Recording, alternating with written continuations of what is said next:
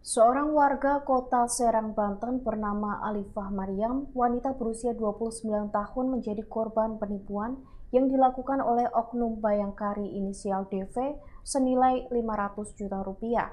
Namun, Alifah kini telah ditetapkan sebagai tersangka oleh Polresta Serang Kota setelah dilaporkan oleh kuasa hukum DV dengan kasus penghinaan.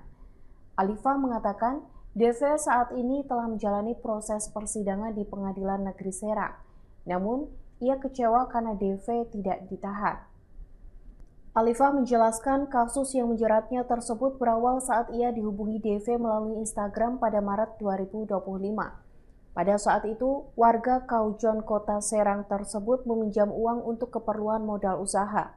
Saat itu Alifah belum memutuskan meminjamkan uangnya meski DV merupakan temannya, ditambah suaminya anggota polisi yang bertugas di Polres Pandeglang. Pada akhirnya Alifah pun bersedia meminjamkan uang karena terus-terusan dihubungi oleh DV. Uang tersebut ia serahkan setelah menggadaikan emas. Selang 1 hari setelah mentransfer uang ke rekening senilai 500 juta rupiah, DV kembali menghubungi melalui Instagram.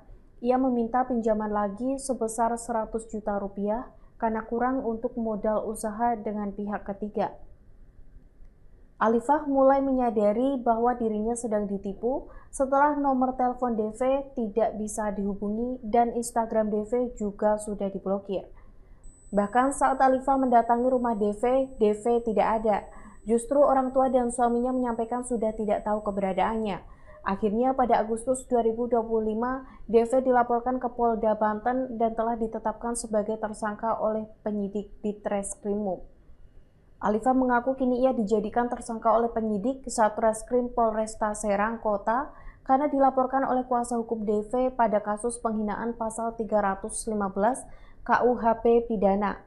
Dugaan penghinaan tersebut terjadi saat ia bertemu dengan DV di Polresta Serang Kota saat dipanggil pada kasus penipuan dengan korban lainnya pada akhir 2025.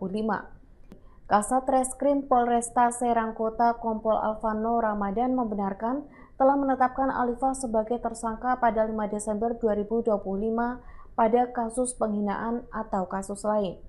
Namun, Alifah tidak dilakukan penahanan karena kasusnya merupakan tindak pidana ringan atau tipiring dengan ancaman hukuman di bawah 4 bulan. Alvano menegaskan penyidik telah berupaya melakukan mediasi antara kedua belah pihak namun tidak ada kesepakatan damai, sehingga prosesnya tetap dilanjutkan. Download Tribun X sekarang, menghadirkan lokal menjadi Indonesia.